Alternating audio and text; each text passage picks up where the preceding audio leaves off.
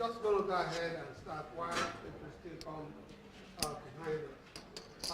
Thank you all very, very much for responding to coming to this very, very important seminar. This is going to be our last seminar for the year, our last official seminar for the year. And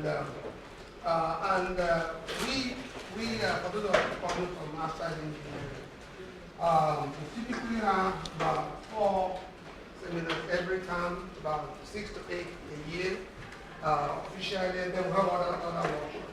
So this one, we purposely scheduled it for last to follow after the implicit bias. How many of you attended the implicit bias workshop? Anybody here attended that? We're still analyzing the data. It was very, very effectively delivered. So this is a natural follow-up to implicit bias. Microaggression is a new national trend and has a lot of impact in the classroom, and also especially the way we interact with each other.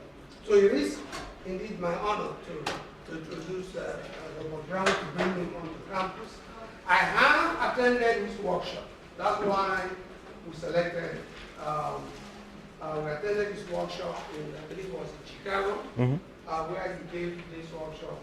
And then I told him, I'm going to bring him to campus to deliver the same lesson. And so he is really, his field is in social justice. I'm just returning from DC. For the first time, I really had a better definition of what social justice is. I don't like the term, but I kind of like the definition. And basically, I'll share that with you. Basically, social justice is about removing barriers where everybody really can really reach their potential. I thought that was a very simple definition. And so it's really my honor to bring him to campus. This is what he does. He is a director of social justice education at Northwestern. And before that, he also worked on the same subject in Washington State University. I believe St. Louis, right? Yeah. So he is, I gained a lot from him, so I didn't want to be too selfish. That's why he's here. So can you please welcome Robert Brown.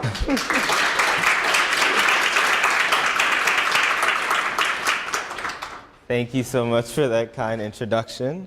When we wrap up our time this afternoon, I'll talk a little bit about how do we sustain this practice.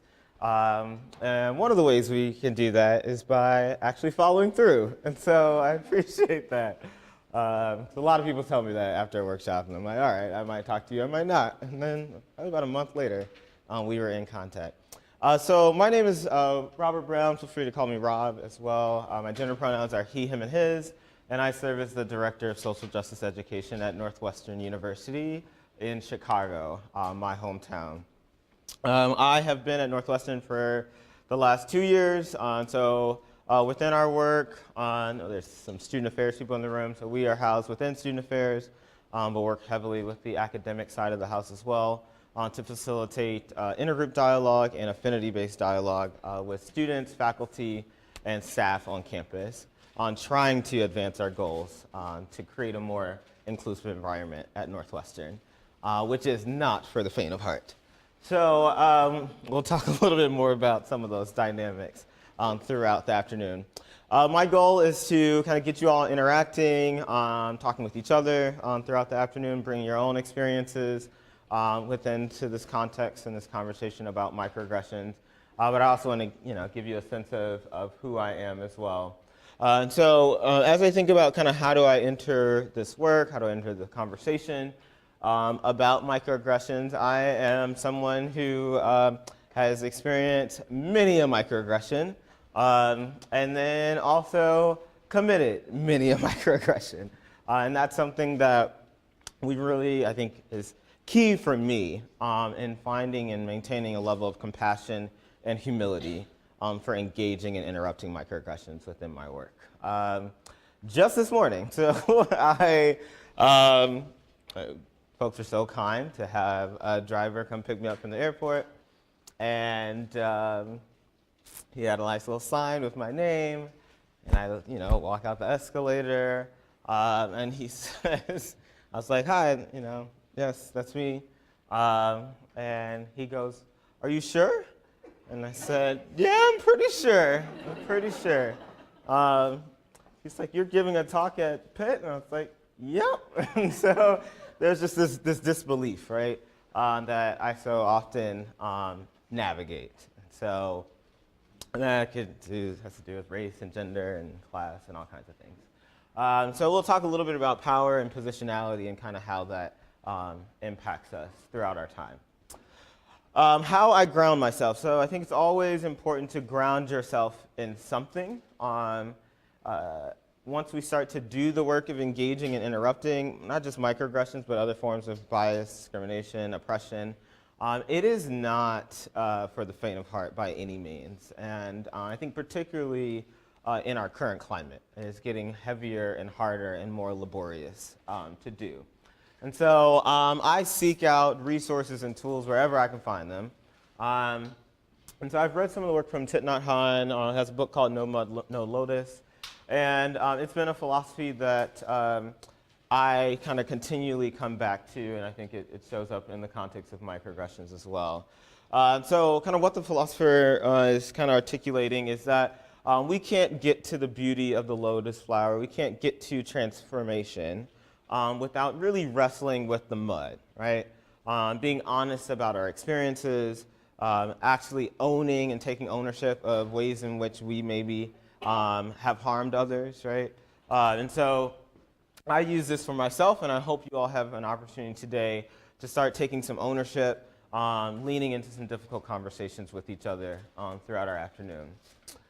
So where we're going, and so there are three kind of main kind of objectives for our time together. So number one, create awareness surrounding common occurrences of microaggressions.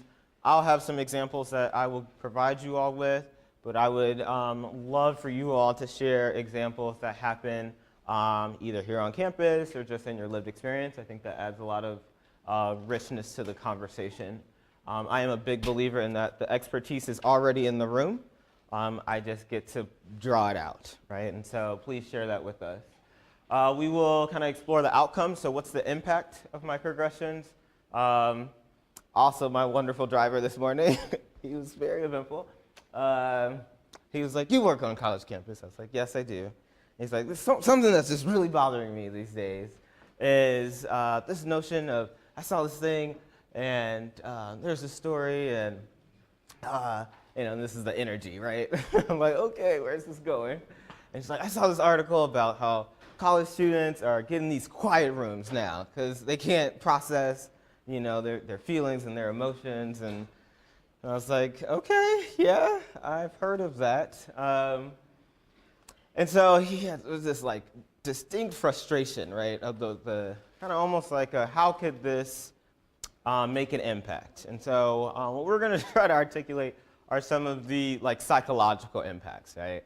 I'm not one to advocate for the quiet room or the quiet box or the crying room, whatever that article is about. But there are some real harms that are caused. And so we want to unpack that a little bit. And then finally, discover techniques, explore techniques, strategies to actually engage when microaggressive experiences happen, either to you directly or just like in your company as you're in communities with others. All right, so there have been a series of campaigns kind of highlighting microaggressions on college campuses. Is there any such campaign here at Pitt that anyone's familiar with? Yeah, what's it called? It was around the time when the UGACs, Oh, yeah, there yeah. was Black Panthers. So students, Black students as well as students of color created, I guess it was a YouTube video that talked about some of what they were experiencing on campus. Okay, great. Thank you. So often student-driven, right? Students taking ownership of their narrative and inviting other people into it. And so some common examples I think that have come up as of late. So you don't sound black. you sound smart, as if those both can't be true. But I'm honoring you, dude, kind of native appropriation. Have you ever had real sex, right? Common microaggression impacting LGBT folks. No, I'm not on scholarship for basketball or football. Hashtag on Wisconsin. Hey girl, you got a boyfriend, right? Everyday street harassment that women often experience. Are you a man or a woman? Experiences of our genderqueer, gender nonconforming folks. Common, things happening all the time. And so I've probably seen 3 or 4 different campaigns throughout my career in higher education, and students typically set up a little booth and invite students to come and write some things down. And pretty consistently, it takes them all of 2 minutes to come up with things, right, that are happening pretty frequently. And so it's important to kind of understand that as the context. Microaggression impacting kind of around a religion. So if you're Muslim, how come your parents didn't make you wear the head thing, right? So common occurrences, right? And so for us to figure out how to start to address some of those issues, it's important for us to create a common language, right? And particularly to create a common language around inclusion and who are we trying to be, where are we trying to go. And so up here you will see the definition, a definition of inclusion provided to us by the AAC&U that I think captures what we are trying to do pretty well. So what I would like for you to do is take a second to read through this definition and share, highlight, underline mentally words that either stand out to you, connect with your own definition of inclusion, or challenge your definition of inclusion, right? I hadn't thought about this one piece. Once you do that, turn to a partner right next to you and share what you thought.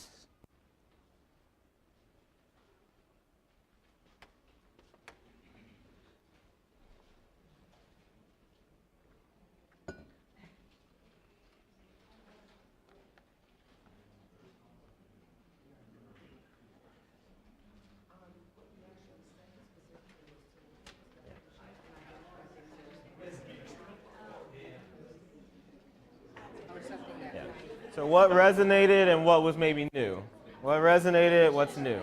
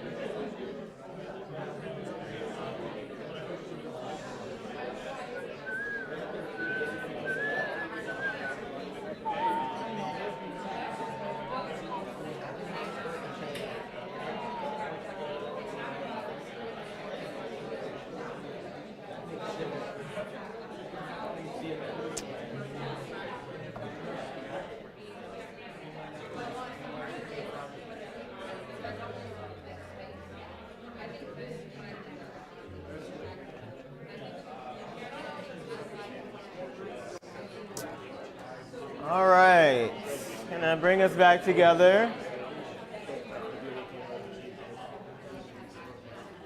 All right, so I'm gonna bring everyone back together. So, curious to know what resonated kind of around this definition of inclusion, or maybe what was new for you. Yes, could you share your name and maybe what you do on campus too? My name's Michelle Presley. I'm in chemical engineering, and I guess the thing that shocked me, not shocked, just made me think about it in a new way, was active, intentional. So like, why isn't it the default? I guess like, I mean like it makes sense, but I just never thought about that. Yeah, thank you for sharing. So the active piece. So I think oftentimes when I'm working with departments or organizations, we will, usually before I do a workshop with them, I do a prep meeting, and I'll always ask the question, is your organization inclusive? Do you think your organization is inclusive? Most people will say one of two things. So either, yeah, it's inclusive. We value this group of people and this group of people, and we've got a few of these, right? Generally are the next things. Or they'll say, I think so. Rarely get no. Rarely get no, which is good. And what's coming up often in that, I'll ask a follow-up question if they say yes or I think so. And I'll ask, how do you know, right? And that question is really critical to get at the dynamic of active intentional, right? So if we are being inclusive, we are actively and intentionally addressing and designing and making sure that we are creating access within our programming, our resources, our human capital, right? That's something that we are proactively thinking about. Because if you notice, the bottom of this definition connects to systems and institutions, right? Which we already know are immensely flawed, right? And so we have to be somewhat of a resistant force in doing that active, intentional work. What else resonated or was new for you? Somebody worked really hard to come up with this definition. So hard. Yes, very, very hard. The more interesting piece around that is why did they work so hard? And so I love starting the conversation around language because in my line of work, we have developed so much language to just try to talk about oppression, right? Diversity, inclusion, equity, multiculturalism, interculturalism, and it's just all these words that we kind of think we know, but we really don't know. And so it's important to kind of get on the same page around what are we saying and how are we really capturing it in a complex way. Yes? John Keith, Chemical Engineering. This definition has individuals, ones, and individuals. All. Why do you think that is? It's almost like you're putting the responsibility on an individual. I mean, this is a singular, it's not a group that's doing this. It's one that has to do this. Yeah. Yes. Which is putting the onus on each of us, right? Each of us has a personal responsibility to do our own individual work to figure out how are we contributing to the development of a more inclusive environment, while acknowledging that we are also members of groups and communities and operate within broader systems and institutions, right? All of that is connected. Some other things that I would just kind of highlight quickly. So a lot of folks kind of get caught up in the people. The people is just one piece of the equation. The curriculum and the co-curriculum. So what knowledge is valued, whose narratives are we learning, who has written and created and crafted that knowledge are really critical pieces to thinking about how do we move this forward. And then if you're thinking about, people often ask me for the tip sheet at the end, when is the to-do list coming? And I think the to-do list of this definition comes right here. So if you're asking or thinking about yourself, like, what do I do? What can I do? It's this piece. So increase awareness, increase your understanding of content knowledge, add complexity and cognitive sophistication to that understanding, and then develop empathy along the way. Right? Those are 4 things that we can work on. pretty easily. So kind of as we want to kind of just get into microaggressions, how many people are familiar with the term microaggressions? Not the first time. All right, wonderful. Expertise in the room. All right, so just quick definition. Microaggressions and microaggression research came from the work of Daryl Wing Su, who was at, I think, Columbia at the time, social psychologist. And he defined microaggressions as the commonplace verbal, behavior, or environmental indignities, whether unintentional or intentional, which communicate hostile, derogatory, or negative slights and insults to people from marginalized groups. So key pieces of this definition that folks kind of get caught up in. So it's intentional, unintentional. Here you all had some unconscious bias training. So these are things that we are consciously thinking about, but more often than not, unconsciously thinking about. Microaggressions, I think, are a way that we navigate the group dynamic. So I don't know you yet as an individual, and so I'm going to treat you based on the groupness that I perceive you to have, right? And that groupness could be around race, it could be around gender, it could be around sexuality, it could be around class, it could be around religion, it could be around ability. I'm probably forgetting some things. But there can be a multiplicity of ways that we are making assumptions and then treating each other based on those assumptions. Many of our assumptions are defined and understood from the stereotypes that we're taught, right? And so that's kind of setting the context. I think it's critical to point out that the work initially came out of critical race theory, and that microaggressions was a tool for us to understand the impact of race and racism. And I think folks have added to that research, right? And so it's always important to acknowledge, where's the birthplace of this conversation so we don't lose race in the conversation. And we can also think about the impact of microaggressions around gender. And then we can even do cool things around looking at the impact of microaggressions around race and gender. Intersections, yes. Yes, so there's two. So some common themes. So most microaggressions are tied to a broader pattern of oppression, a broader systemic dynamic. So that could look like treating someone like a second-class citizen, assuming inferiority. I kind of crossed out culture blindness. Things that are, most folks have heard the term like colorblind racism, right? I don't see color. I often tell people you don't see color and you don't see me, right? That's a big piece of who I am. So if that alone, it just limits our ability to build more full and authentic relationship. But also the language of blindness is also microaggressive, right? Around ability. And so how do we even think about the ways that we're talking about microaggressions as creating further microaggressions, right? And create new language like culture neutrality, right? We can be creative. And then assuming criminality, right? Assuming that folks aren't supposed to be in a certain place, right? So the Starbucks story came up recently, right?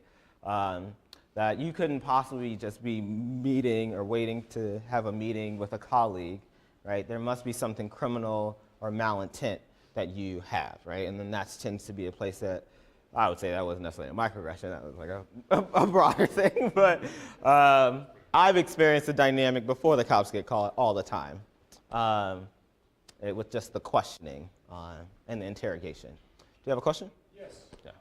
What's your name, T? I'm Ronnie Simovich from the Civil Engineering Department. I don't understand why this wording there for marginalized groups at the end, because the stuff that's listed on the right-hand side doesn't have to do anything with marginalized group. It could be, just personal microaggression towards somebody for whatever reason. So Sure. why is the... Could you give me an example, I guess, outside of a marginalized group? Well, I think this, my colleague John Keith is in chemical engineering, whatever, and I may have a bias towards chemical engineering and treat it that way, although he's got nothing to do with it, he's not a marginalized group, Yeah, okay. So that seemed to be more about chemical engineering, right, than the kind of social identity groups that we're a part of, right? So microaggressions in this definition is not saying that people don't treat each other in crappy ways all the time, right? Because we do, unfortunately. But it's saying that there's a way that we treat folks in marginalized groups that, one, aren't helpful and are biased, but also reinforce broader systems that are in place, right? So there's a way that marginalized groups get treated like second-class citizens systemically. So in our education system, in the criminal justice system, in healthcare systems, right? And then we reinforce that at the interpersonal level, right? Do you have a thought to add? Yeah. Just that, and also, I think importantly, is historical context. It's usually an historical insult. Yeah. It happened at some point. Yeah, thank you. Right, so common microaggression that a lot of, let me see, what do I want to pull from? So a lot of Asian Americans and probably like Latinx, Latino folks experience is around the question of kind of where are you from? Like that comes out all the time, right? And it's not just the where are you from, it's the second question, like where are you really from, right? Because you couldn't possibly be from the United States or from Pittsburgh, right? And so it's reinforcing on this notion that's a broader pattern around immigration and how folks have come to be within our wonderful and complex United States. So there's a sheet, a handout right in front of you that you have so beautifully started taking notes on. I love it. And it is called Recognizing Microaggressions and the Messages They Send. So it's the top sheet of the two.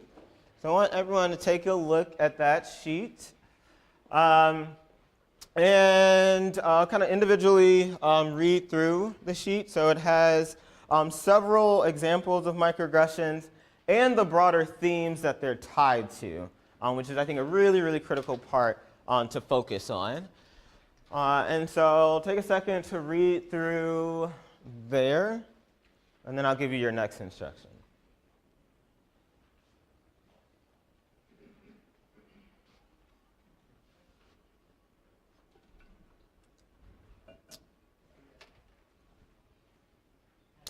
Oh, actually, if you have a pen, if you want to go down and kind of quantify with a scale, 1 to 10, on the impact of that microaggression, the impact you perceive that microaggression to have on someone within your community, or yourself. So, 3, this is definitely not okay, but like maybe not quite as big of an impact. To an 8, this is definitely not okay. I feel really uncomfortable and I worry about someone feeling immensely harmed. To a 10, we're going to start fighting. This is a problem, right? So 1 to 10 as you're going through the sheet.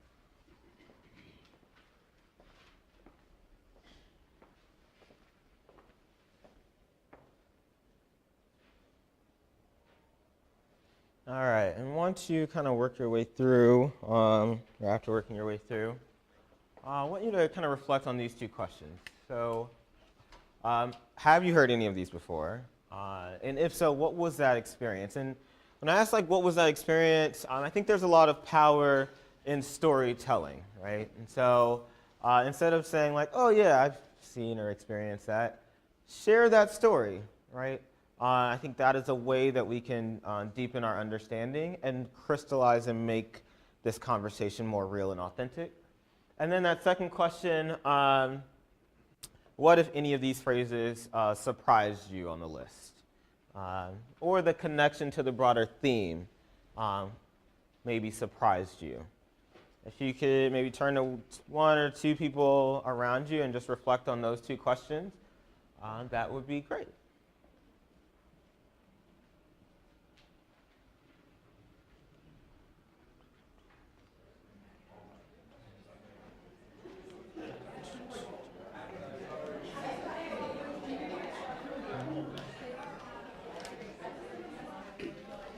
I am going to take care of something. Okay. And but you're doing well. Oh, good. You're doing well. Good. And I'll be back. Okay.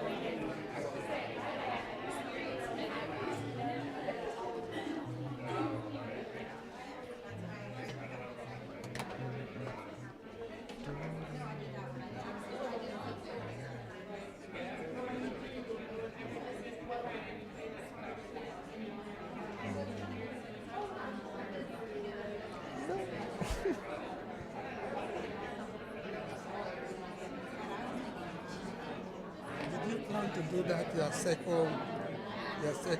thing that you did in Chicago? What's You the, remember? Or the, do you know the cycle? Uh-huh. Did you plan? No, you don't have to. I was just wondering. Okay. Okay. But Yeah. it's still like the view. It's, yeah, And the room is not. it's not quite.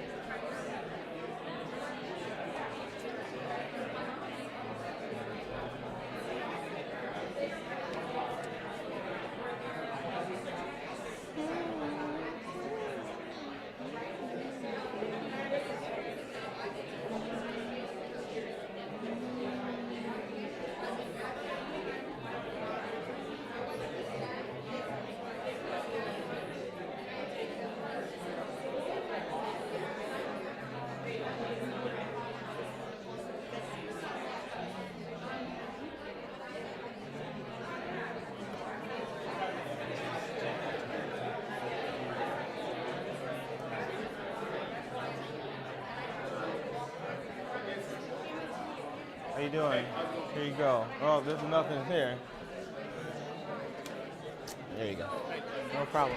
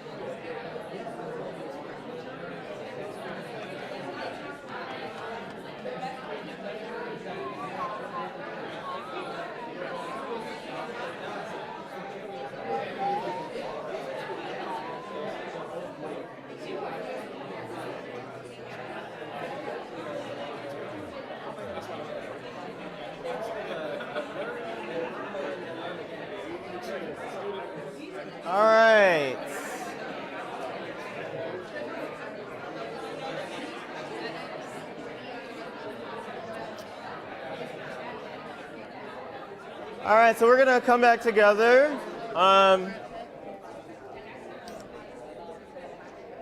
Awesome.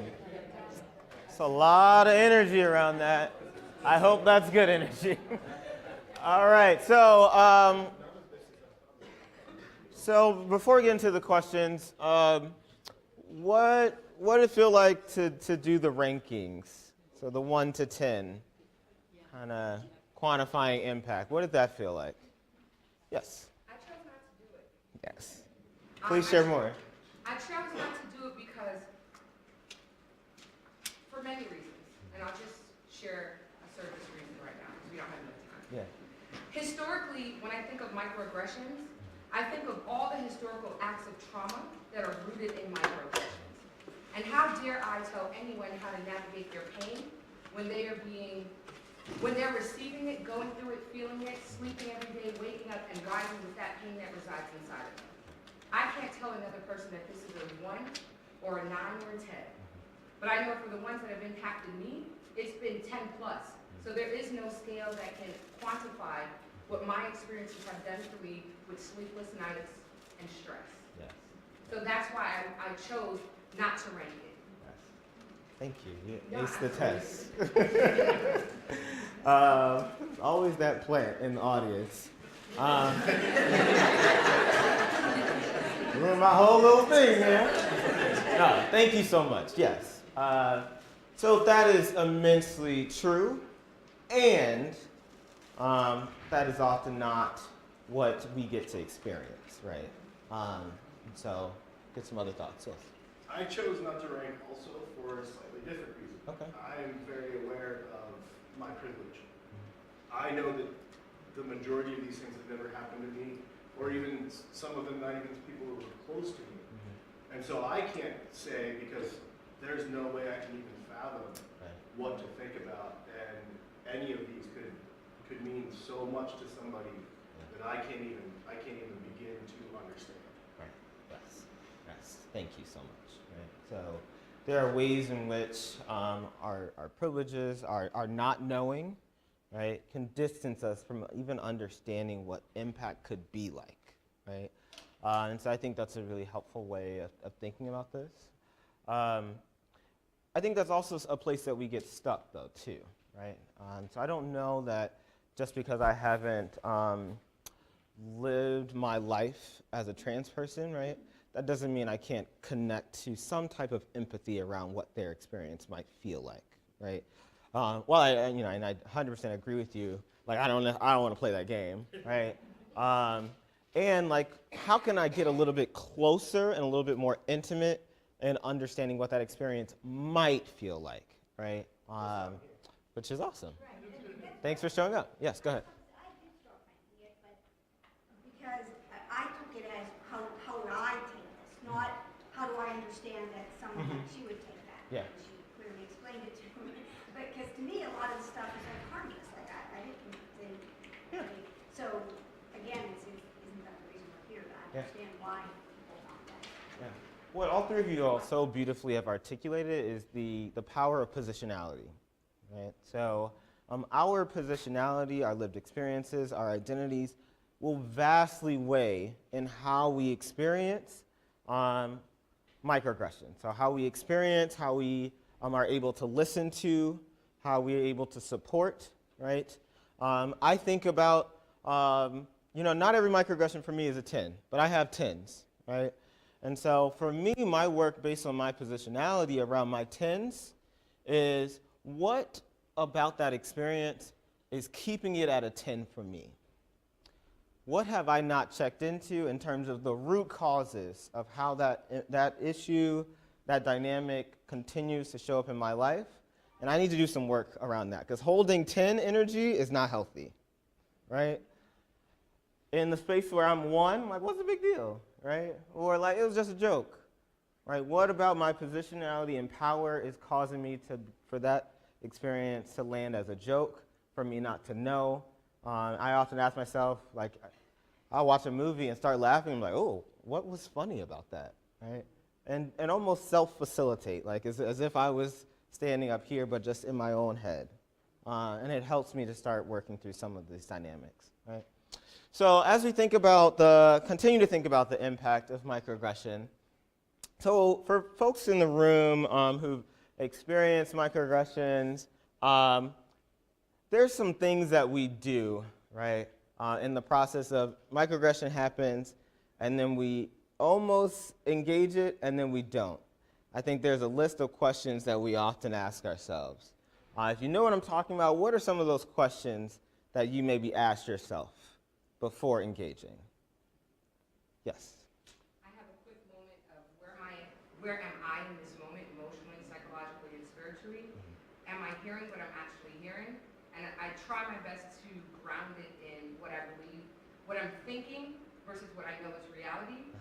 And then I ask follow-up questions before I fully engage, because I want to know that what I'm thinking is what I'm receiving, and it's in the asking where I usually get the answer, because that defensiveness and that no, you just need to calm down nature comes out when you ask in a neutral tone, and that kind of solicits a lot of information about what's actually happening in that experience. So you're navigating yourself, you're navigating someone else, your fly sides down into the deck, but we're going to get back to some of those points. Did you see your hand? The first question I asked myself is what do I think the intention of what was just said? Okay. What was the intention? And then am I safe addressing what was just said? So safety being a factor. Right. Yeah. And then how much of a scene will I make right now? How much is this important for me to address, right? So we negotiate. I call that the negotiation. Because if I had addressed every microaggression in a given day, particularly where I work, it'd be a long day. So, I got to get to that next meeting, right? I saw a hand over here, maybe? Yes. Okay, safety. And then Is it worth it? My focus, my time, my attention, it needs to be on other things, and this is the low-hanging fruit that is distracting. So is it worth it? Do I need to kind of keep my sanity to address other stuff? Yep. Yep. That's a question I ask myself a lot. Is it worth it? Because quick story. I see.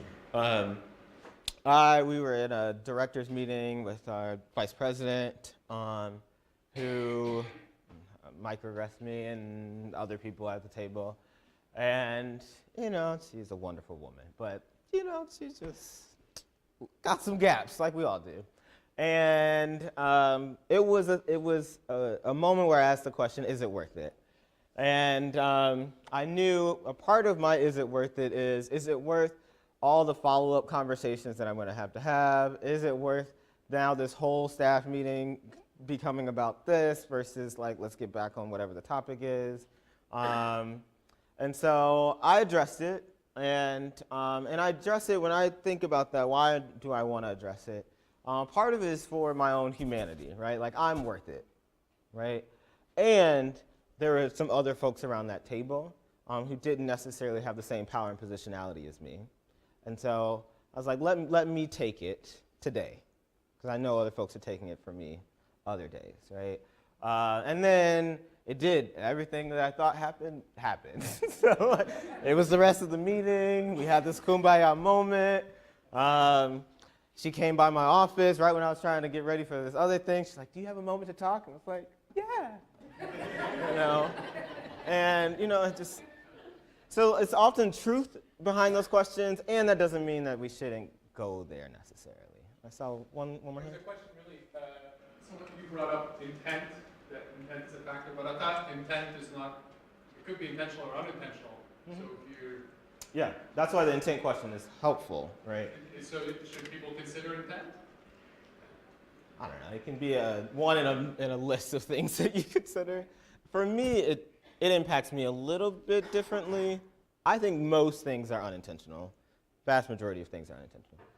There are some things that are intentional or by design, and where someone actually didn't mean to do or say what they thought they wanted to do or say. I think there's a greater rarity that they fully understood the impact of that intention. So there are those people, though. And those people who fully get it and fully get the impact of what they're doing, then I start to think about what kind of relationship do I want to have with this person, and work through that. But most folks are just swimming in ignorance most of the time, myself included. Go ahead. And I just want to elaborate on the intent. The intent informs for me, is this actually a teachable moment? Is it worth, kind of helps me figure out, is it worth my time? If I say something here, is this person going to be receptive to it, or are they just not going to care and continue on the way they were? So intent in that way informs whether or not I'm going to address what they said. Yeah. I ask myself, what's my intent? Because I can't necessarily predict what someone else's intent is.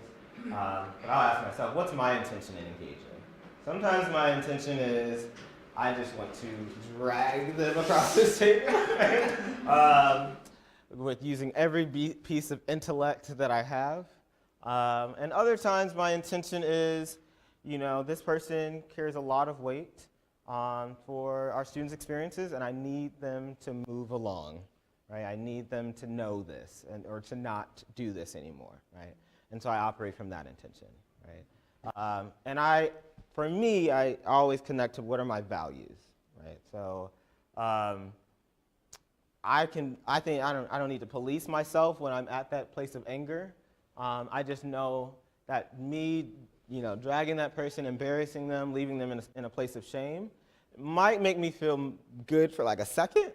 But then I'm like a really caring person. So then I'll start to feel bad about myself. And why did I do that? And then it just becomes a whole internal struggle, right? So getting clear on our own personal intentions is really important. So some of the questions that tend to come up.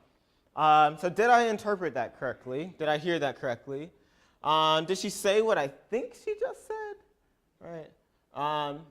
What did he mean by that? Should I say something? Saying something might make it worse. They probably think I'm overreacting. And speaking up is going to hurt more than it helps.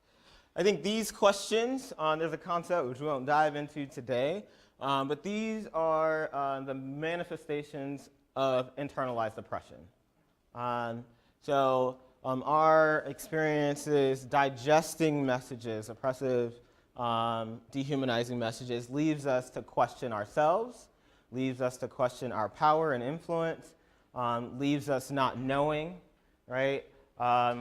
And so this is kind of what that looks like in practice. It happened to me yesterday. We were at a dinner with my boss, who's a woman of color, and we sat down with a colleague, white male colleague. It's one of the probably more woke, helpful white men on our campus. And she sat down and he asked her, well, first off, he kind of said it really quick. And he said something along the lines of Courtney, are you going to the events this week? Courtney is another colleague of mine who's also a woman of color, whose events are taking place this week.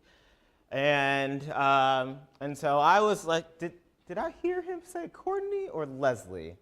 Those sound very different, but I came up in me, and I think in her as well, we haven't talked about it yet, but I'm sure she was thinking it, was I'm sure that's not what he was saying, right? And then he went and started asking about these events, and I was like, oh no, he does think that she's Courtney, and that's a problem. Right, and so then we kind of had to come back around to address it, to say, I think actually Courtney Cockrell is running those events. Leslie Ann just kind of provides us some leadership around that, right? And he just said, oh, I don't even know if it clicked for him that that's what he did, but we kind of addressed it and moved on, and it was fine.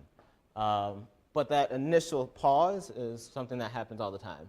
Some of the associated psychological impacts include things like this. So increased anxiety, depression, sleep difficulties. I was in an interview and somebody asked me, what keeps you up at night?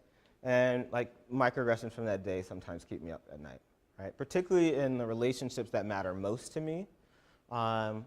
Because it's so hard to not get to a place of self-doubt, right? Maybe I should have said this in a different way, Maybe if I framed it different, it would have been heard differently, right? And I'll spend a lot of energy in that space. Diminished confidence. I see a lot of our students lose their voice, right? So part of the, like, why waste my time, right? Our voice kind of consistently gets less and less in the conversation.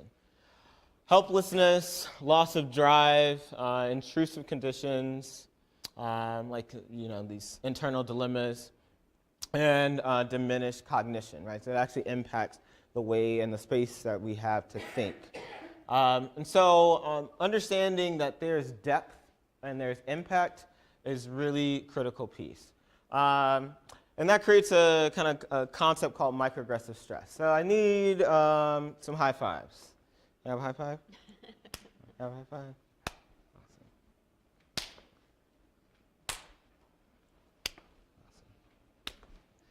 All right. So what I just did is how we often experience microaggressions, right? So we start here. It's a nice high five. It kind of interrupted my walk down. All right, but by the time I got all the way back here, my hand was starting to tingle, right? And what's happening with microaggressive stress is microaggressions are rarely one-time things, right? There's immense cumulative impact related to microaggressions. And that impact creates stress that just deepens, right? And so it's important to think about when someone shows up to me, and I facilitate these workshops, right? I step in it all the time. I don't call on somebody. I mispronounce their name. I use the wrong gender pronoun, right? All kinds of things that I am guilty of. And people react. Some people have a lot of grace with me, and other folks come for me, particularly our undergraduate students, right? And I often have to check myself and check my own defensiveness and be able to put it in context, right? So how this person is either shutting down, because sometimes that's how we react, and I just lose them for the next 90 minutes, to folks who are like, well, Rob, you didn't do blah, blah, blah. I'm like, okay. Yep. But they've probably been experiencing that dynamic all day, all week, all month, and particularly from authority figures, right? And so to also think about what are the added layers that might be increasing the dynamic is really important. So as I mentioned, so we all kind of step in it at some point in our lives around different issues. And I want you all to spend some time in some reflection, kind of sharing your experiences and also taking ownership. So describing the time you committed a microaggression, what was the underlying message, what was the impact, and then a time that you maybe witnessed. You either experienced or you witnessed. So not all maybe of us have experienced, but almost all of us have witnessed. Whether we knew it or not, we've witnessed. If you feel like you haven't experienced and haven't witnessed, I want you to share about the impact of not experiencing and not witnessing. Right? What does that feel like? Curious minds want to know. Find a new partner to connect with. If that means you need to move in some way, please do so. But just find a new person. Turn to your right or left from wherever you started. That would be great. Thank you.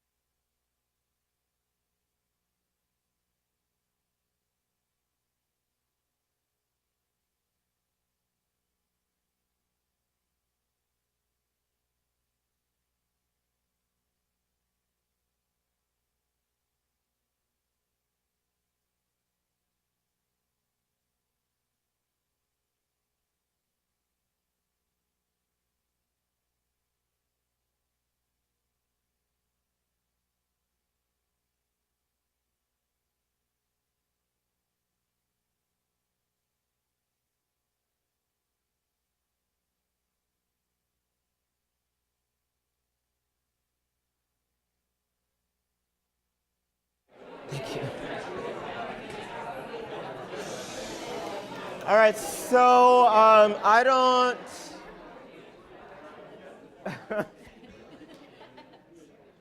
It's a lot of energy. That's good, though. That's good. So I don't need the stories.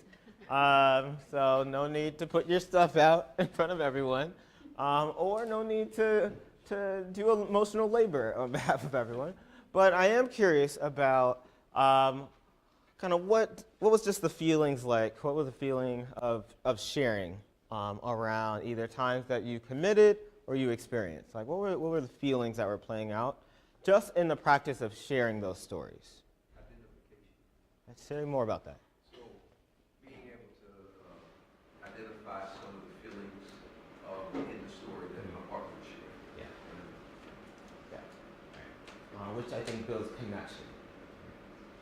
I felt a lot of disappointment, and the disappointment is rooted in the fact that religion, spiritual, everything is about let's be more positive, let's be more loving.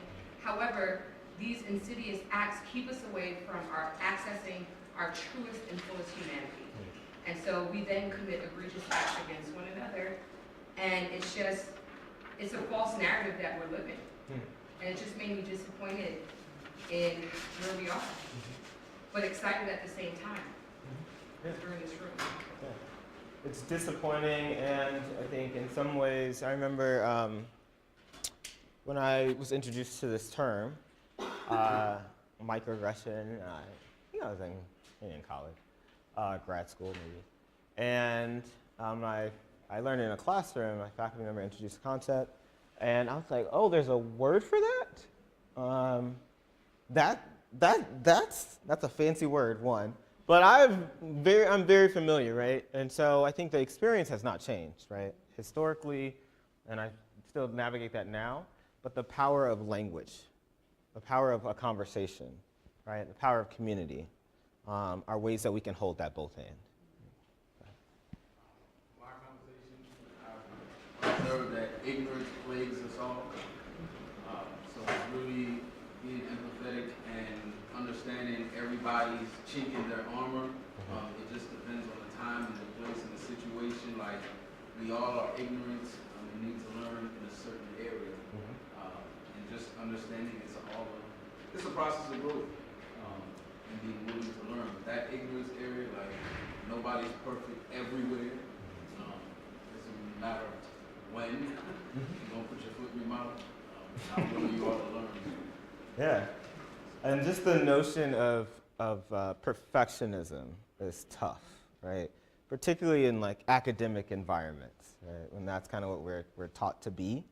I think the more that we can connect to times when we have messed it up, stepped in it, a little bit easier it is to hold some empathy for someone else, right? When they do the same. And you mentioned the kind of learning and growth being a piece of this. For me, I think there's a lot I've learned, but there's way more that I've unlearned, right? I have to shed stereotypes. I have to shed assumptions. I have to shed like so much stuff, right? So we're learning conceptual and knowledge and history, and we're also unlearning that mud, right, that I opened the conversation with. So kind of get to the fun part. How do we actually address microaggressions? And let me preface it. So the intention is not to, create an approach where like these tools, every time, just keep going back to them and it's going to be perfect. That is not at all what I'm saying. But some of these tools will allow us to get to a place where all of our conversations don't look like this, right? Which is what we're more typically seeing, right? And part of our fear in even just naming it or addressing it is this dynamic that we have, right? You say something, and I need to fire back, right? And we have this like war pose, and just horrible role models in many ways. So one of the most helpful tools for me is breathing. Right? I think that got mentioned earlier. find ways to breathe. And that's not just, that is both a physical breath, and like sometimes it's like, so one of my tools, because I know the environment I work in, I track my calendar. I color code it. It's weird, but it's just what I do. And there's an intentionality around it. So I color code my calendar based on energy. And so I can quickly glance at my calendar and see if I got a lot of red on my calendar, those are meetings, those are people that suck my energy, right? If I've got a lot of green on my calendar in a particular week, then I'm like, all right, this was a good week, this is some life-giving, this is more closely in alignment with my passion, purpose, what I want to be doing, right? And at my last job, most weeks were getting real red, so I left. So there's that too, right? We can leave, we have agency, right?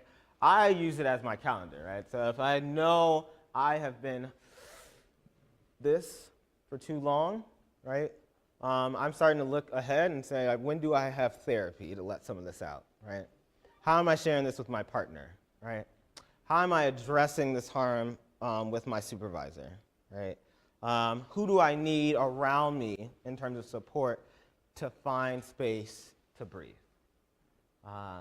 Critically important, particularly for the folks in this room who I know are doing the work, who are carrying the load, who are experiencing marginalization, minoritization in many ways, right? Breathe. When I tell my students to breathe, when we're like getting into tense conversations, they're always like, don't tell me to breathe, why are you telling me to breathe? I'm like, ugh.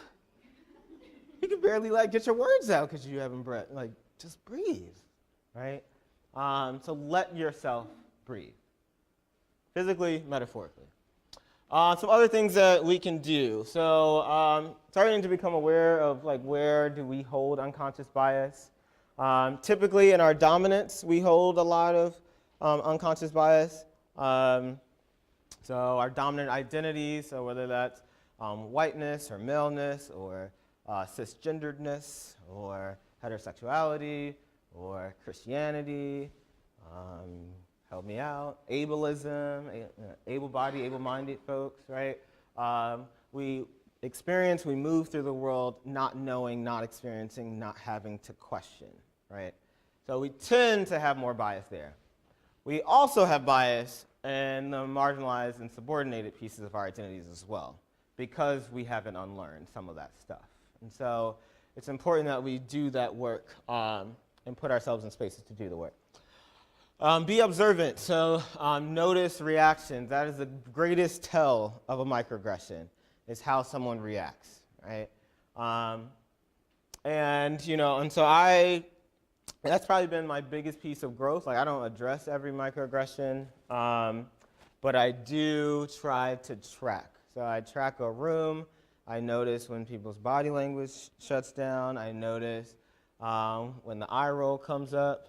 I even pay attention to who leaves the meeting together, right? Because then they're having the meeting after the meeting to talk about what happened. I'm like, ooh, I missed something. I wasn't tracking that, right? So find ways to be more observant of dynamics. Listen when someone raises a concern and believe them is critically important. Be open to feedback. I oversee and direct a staff of all women and one gender nonconforming person, and I mess it up. So it's not that we are trying to create a world where we don't bump and we don't impact each other, but how do we create relationships that are power aware, where I am the one who's raising the question, right? I am the one inquiring, right? I am the one tracking myself. So one of the things I'll often do in our meetings is when I start to maybe track that something might be up, I'll say like, oh, you remember this thing happened last week? I'm not sure how this landed on you, and I just want to check in, right? Sometimes they're like, oh, I was fine. That's no big deal. Thanks for asking. And other times they're like, yes, you pissed me off, right? And here's everything that you did wrong. And I'm like, okay, I'll do better, right? And then I need to not do that behavior again, right? That's critically important. And then this last piece around recognizing the power of silence. So when we are silent, when we don't engage, it normalizes behavior. It sets or reinforces culture, right? And so it's critically important that obviously safety, whoever folks mentioned that is paramount. So I am not saying risk your job, risk your life at times, right? But particularly when you are in a position of power or have positionality, like your voice is so needed in those moments, or behaviors. Okay, so there is a sheet on your table with kind of tools for interrupting that track different strategies. Did you have a question? Yeah, I kind of think your calendar contradicts your first bullet point there. Say more about that. You label your calendar red for meetings you're not looking forward to. Mm-hmm. I think you're kind of creating your own bias toward those meetings. Maybe you should. Yeah, you're probably not wrong. Yeah, probably not wrong. I am not absent of bias or perfect by any means. I call that a tool for my survival, right? I know living, navigating the spaces I occupy. I work at a very wealthy, immensely white, immensely straight environment, and there are just things that I need to do for myself to survive, right? Loaded with bias, though. Loaded with bias. But there's a different power and positionality that informs that bias that I'm aware of, right? So all of that needs to be at play. But thank you so much for pushing on me, because that's real. That's Well, real. is it bias if it's based on experience? I mean, Yeah. been to enough meetings to know. It can be. I mean, I think like not every meeting is disappointing that I have calendared as red, right? Sometimes it's great, occasionally, and then it's great, right?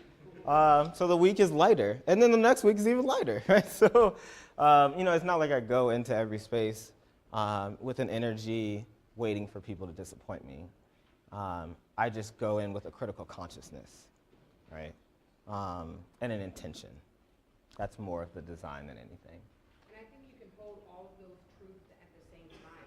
Sometimes I think a part of microaggressions and a part of what we see is that we are on binaries. Yes. We feel like if it's not right, then it has to be wrong. But there are multiple truths that exist at the same time. Yes. And so being able to hold that is a very precious space. Yes. You want to come join me up here? Absolutely adore you. Anyway, we'll talk after. So on the sheet, there are some strategies, right? Some approaches to interrupt. And the language of interruption is really intentional, right? So we are not changing the world. We are not making, University of Pittsburgh the most just place. I ask myself every day, how do I just be an interruption, right? Knowing that these are systems that are intentionally designed, that are going to stay in place after I leave. When I was younger, I used to carry a lot of the energy of it is my job alone to fix it, to interrupt, to stand up, to speak out, right? Constantly was pounding the table, and it was exhausting, right? And so just shifting to how do I interrupt? What might be some tools I can put in my toolkit to do that interruption? Are kind of just some resources that I want to provide for you all there. I'm going to fly through these slides because we are running out of time. So on the sheet, they kind of go through several tools. So kind of inquiring, asking people to kind of elaborate on their points, paraphrasing, so finding something to connect with, and then having someone expound further, reframing, so oftentimes people say stuff and kind of word vomit, and we can help them to clean it up a little bit. Bringing in and utilizing impact and I statement, so just being direct and saying kind of what you said, so that's okay. When I hear that comment, I am offended, right? So bringing ourselves into the context of the interruption. Preference statements, so you hear someone making a racist, sexist, homophobic joke. That behavior, I hear this is what you're doing, and I would just like you to stop, right? Someone has a choice of whether or not they stop that behavior, but you just kind of put like a hard stop by expressing your preference, finding ways to redirect, move to that, and then strategic questions, which is, as a facilitator, this is something that I think we can all facilitate our relationships with one another, and think about how do we get out of binary questions, right? How do we get out of treating all of these issues as a yes and no, right? It's biased or unbiased, right? To asking more thought-provoking questions that allow folks to expound. So, of course, he got selected into the program. He's Native American.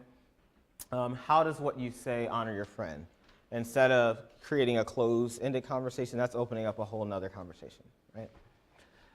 And then revisit, which is something that I didn't know that I could do. And on the microaggressions that are those 10s, those 8s, those 6s, folks, 1, don't forget, and 2, they've experienced it multiple times, right? And so there are opportunities for us to come back, right? I wasn't my best in the moment. I don't know that I showed up with my supervisor as well as I could have. And when I get back to campus, I'm going to have a conversation about it, right? Just to know, like, I noticed, right? And I want to take ownership of my behavior or lack thereof in making this okay for you, right? It's okay to come back to things. I've come back to stuff 5 years down the road with really close friends, right? Because I didn't get the learning until year 4 after I initially met them, right? And then, I've had some really transformative conversations. You have talked about a little bit about empathy, but I think finding ways to lean into vulnerability. I think these are the 2 most critical skills in our work to advance inclusion. So how do we create an environment where people can show up whole, or at least a little bit more whole, right? How am I modeling vulnerability, sharing more about myself, and then creating empathy where, I don't know, I haven't lived it, but I am willing to sit here with you in it as we learn and grow together, right? Critical. Other kind of just skill building things I want to leave you with. So I talked about observing. One of the skill sets around that is called Pay Attention Now. It's like a tool that we can use to track relationships and dynamics in communities. Active listening, so not only listening, but actually affirming people. Oftentimes the issue happens, the person who was targeted or other folks with similar experiences tend to be the ones who speak into that experience, right? Then XYZ, person who said the thing or has shared identities with the person who said the thing gets really defensive, right? Or what happens more often, I think, in a college environment is that we do what I call the plop. So comment gets made, somebody addresses it, and then it just plops in the room. And everyone just stares. And it's awkward, and it's uncomfortable, and it's not helpful. And then that person goes back into all those questions, right? And so finding ways to actually affirm, even if you don't know the thing to say, but just to say, like, thank you for sharing it, we really need to wrestle with that, whatever, right? To not let the comment die. Thinking about kind of how do we be in a space of reflection is really critical. And then one of my favorite quotes from Audre Lorde that I kind of have to get up with every day, right? So caring for myself is not self-indulgence, it is self-preservation, and that alone is an act of political warfare. And so you do not by any means need to fight every battle, right? That is tiring and exhausting. I was engaging in that way and found myself 25 years old in graduate school losing my hair because that was the energy I was carrying, right? And so finding ways to take care of yourself and others and engage with an ethic of love, community, and accountability is critically important. With that, we are just about getting to time. I can stay around for questions. I know some folks have to go. I also know there's an evaluation, I believe, on the sheets that I imagine folks would want you to fill out. So thank you so much for your time, and I'm happy to either take questions now or just hang out and meet folks. So thank you so much for engaging.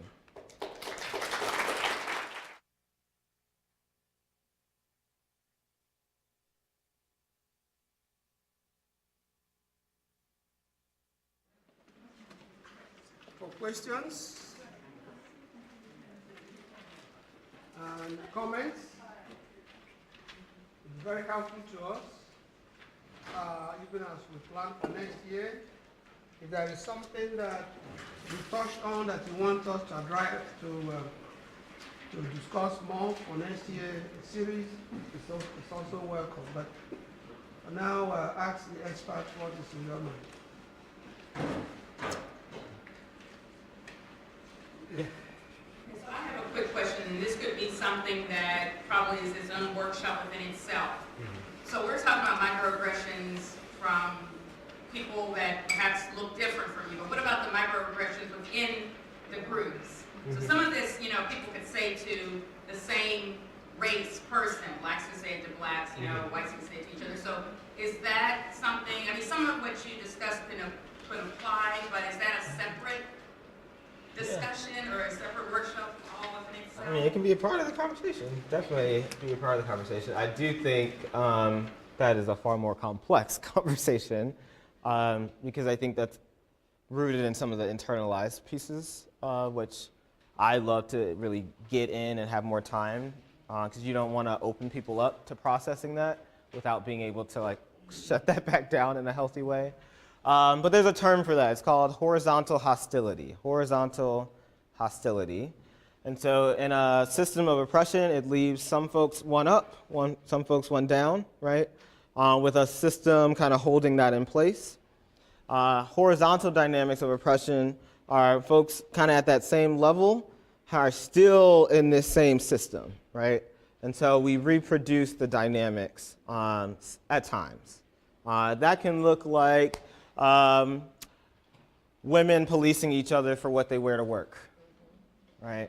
So what you're raising, sometimes, and it's complex because sometimes it's what it often is, it's like an older woman, maybe a senior faculty, she's a junior faculty coming up along the ranks, and she wants to provide her knowledge, her wisdom of how she survived, how she matriculated, right? And so there's the survival tool, but the survival tool is steeped in ickiness, right? And so from a place of care and concern, they'll play with oppression in that way, in ways that I think can be harmful. And I don't think it's the same power dynamic, right? But in my experience, that can be even more hurtful. Like when I have other black folks harm me in certain ways, that stuff stays with me, right? Because I'm a little bit more experienced with navigating white folks, white spaces, white microaggressions, but my expectations are a little bit higher. And so the disappointment factor is a little bit deeper, occasionally. So I think that's definitely a part of the conversation. I would love to introduce several concepts to really unpack that. So horizontal hostility, the psychosocialization, some deeper work around internalized oppression. So we're having that conversation in a way that's context.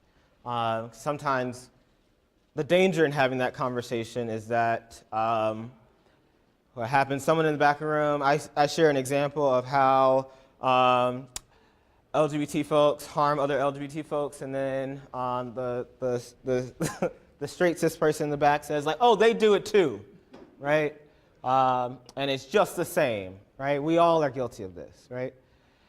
Which is just not contextualized, right? So we do all create harm because that's what we've taught, but there's a difference in creating harm that also subsequently harms you versus creating harm that reinforces your power and privilege, right?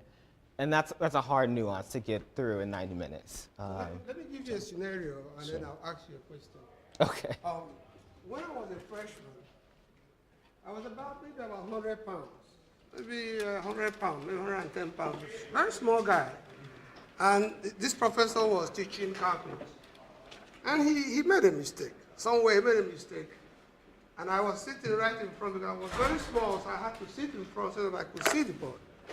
And I asked a question. Excuse me, sir, how did you get that the variable was missing somewhere along the line?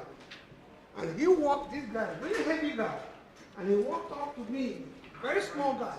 That's a dumb question. they asked. And I was just a foreign student, still. And then he kept going. Somewhere along the line, the same error was carried through. One big guy at the back raised his hand and said, what happened to that variable? And he said, oh, that's a very good question. He said, that was what he was trying to tell you earlier. So I want to ask you, how can microaggression be reflected in a classroom? In this particular scenario, is that microaggression? That's definitely microaggression. For sure. And I think that's the harder microaggressions to pick up. I think we focus a lot on just the comment, but what's often happening is the microaggressions where, I think that's a great example. I think what I see all the time is, I don't know, a woman in the classroom raises a thought, wonderful, beautiful answer. Man across the room says literally the exact same thing. And it's like, wow, thank you so much for that comment. And so that happens. I also think there's ways that we interrupt each other all the time around patterns of our identities. And so I think those are the examples that I think are that much more insidious and are that much more critical for us as a community to recognize and name and process, right? Because for me, when those types of microaggressions happen, I go to the internalized stuff real quick. Question that runs in my mind all the time is like, am I crazy? Did that just happen? Right? And I'll be here, and then the classroom conversation will be all the way here by the time I snap back in. And I've lost access to that education. So that's one of the ways, right? That we structurally, systemically reinforce, right? And so, like, as a community, having someone be able to say, you know, I heard that Caitlin was trying to get her thought out. I think it'd be really helpful for us to come back to her so she can, like, fully process what she was sharing, right? And not have that be Caitlin's labor to do. Those are the things that can be transformative in communities. When faculty members notice that, that can be even more reinforcing, right?